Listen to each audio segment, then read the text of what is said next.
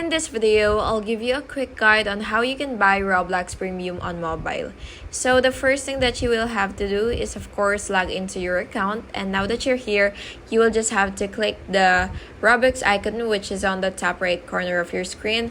And now what you will have to do is scroll down a little so that you will be able to see the premium option. And now you will see this option right here which says subscribe and get more. So what you will have to do is just choose your plan or your subscription, and then just click it, and then you will just have to click purchase and just wait for your